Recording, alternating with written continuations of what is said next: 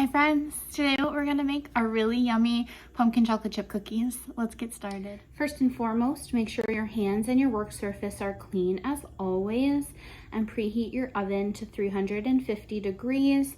And then this is what you need. I know it looks like a lot. I promise you it's not. You've got your pumpkin pie spice or your other spices just mixed up all together. I find it easier to just use the pumpkin pie spice if you don't have everything else on you.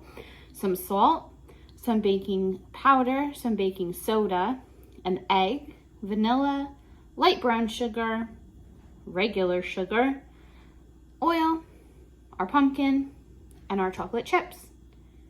Let's get started. We're going to start with our dry ingredients. We are going to take 2 cups of all-purpose flour. Put that in there.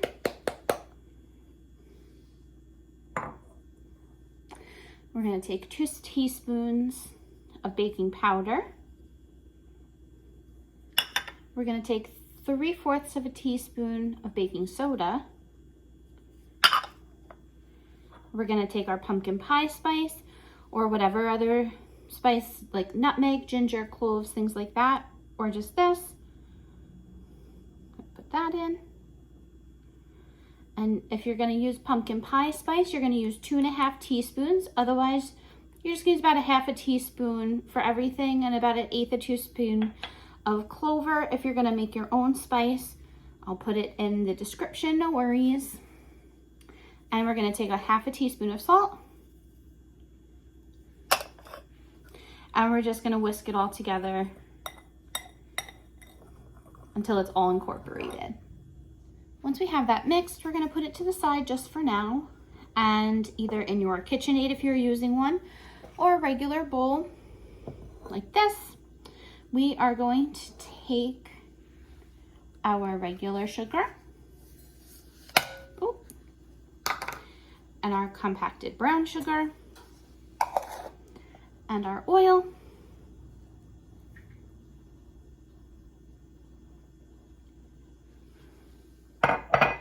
And mix that all together. Now we're going to take our egg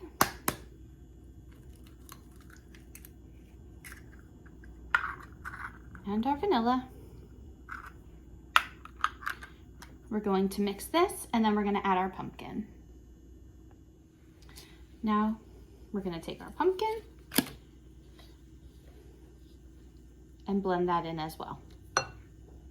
Now we're going to start slowly mixing in our flour until it's mostly combined. The batter will look a little bit wet, but that's okay because of the puree. It's going to look that way. So just slowly mix in your flour and your other dry ingredients. Make sure as you're incorporating everything, you're scraping down the sides as you go like this, so that you get every little nook and cranny and little bit of yumminess on the side. So now that everything is in there and it does look a little bit wet, again, that's okay. You want it to look like that. Now we're going to take our chocolate chips and fold it on in and mix it up.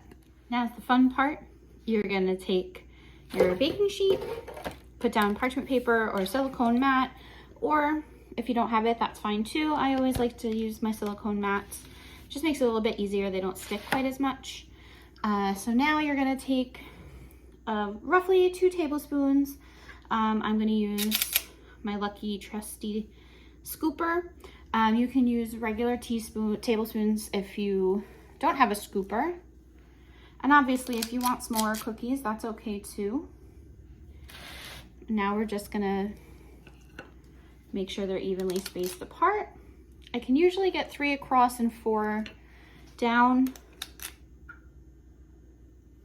but we'll see how that goes. Once you have all of your cookies on there and ready to go, you're going to pop them in the oven for about 11 to 13 minutes and then let them cool on a wire rack. So there you go. Once they come out of the oven, let them sit a minute, and then you're going to transfer them to your cookie wire rack for cooling. And when you're ready to store them, store in a single layer in an airtight container. They're best if you let them sit in a container for a few hours before you eat them. Otherwise, enjoy.